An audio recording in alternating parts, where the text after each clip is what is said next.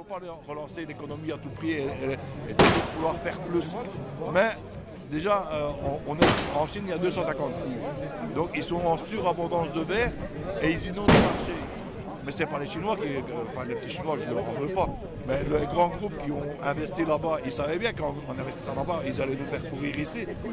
Donc c'est voulu. C'est prévu de longue date qu'ici ça ferme en Europe parce qu'on est trop cher. On est trop cher, entre guillemets, parce que moi je dis, gagner honnêtement sa vie, ce n'est pas criminel. Or, pour un patron, c'est criminel. Gagner sa vie, avoir une maison, une voiture, avoir ça devrait être pour tout le monde le même. Ça devrait être la base de tout. Or, ce n'est pas ça.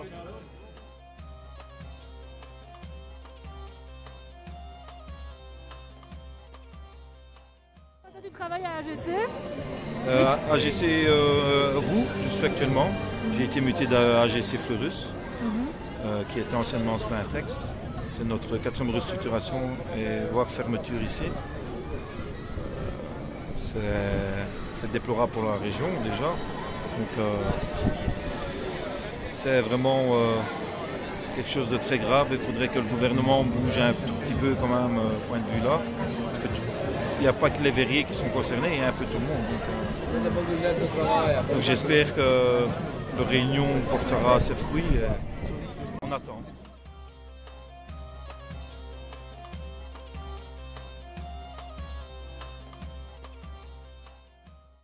Les jeunes collègues se sont présentés au niveau du conseil d'entreprise, mais ont refusé carrément le dialogue, dans le sens que, comme j'ai précisé à certains journalistes, ils n'allaient quand même pas mettre la main dans le bénitier, faire le signe de croix et écouter le curé, quoi. Donc, ils ont eu une saine réaction en précisant que l'abassement devenait un désert économique. Et les personnes qui travaillent encore dans l'entreprise, ce sont des personnes qui ont plus de 50 ans et ont l'espoir d'un plan social, je dis bien l'espoir, et le reste, ce sont des jeunes qui ont la quarantaine, qui ont charge de famille, qui ont acheté leur maison et ils se retournent dans leur région, il n'y a plus rien. Pour moi, tout était déjà programmé depuis longtemps, donc depuis que c'est une délocalisation en sorte. Donc, on dit toujours les Chinois, mais moi je dis que le gouvernement belge devrait agir là au-dessus pour mettre des règles bien spécifiques dans le secteur, dans tous les secteurs. En fait. Ils ont mis une taxe verrière de plus ou moins 25%, qui est venue un peu trop tard. Il faut éveiller les consciences, ça n'a pas à gagner. Parce qu'on est quand même entouré de cons partout où on va. Il y a des mecs qui ne veulent rien comprendre. Mais il faut éveiller les consciences et il faut une conscience humaniste, ce qui n'existe pas. On est tous dans l'élitisme et dans l'égoïsme pur. Chacun se pense à son petit confort qu'il va perdre. Mais moi, je vais perdre mon confort, c'est certain. Quasiment, on est fou. Mais au-delà de ça, au-delà de mon confort, il y a le confort de tout le monde.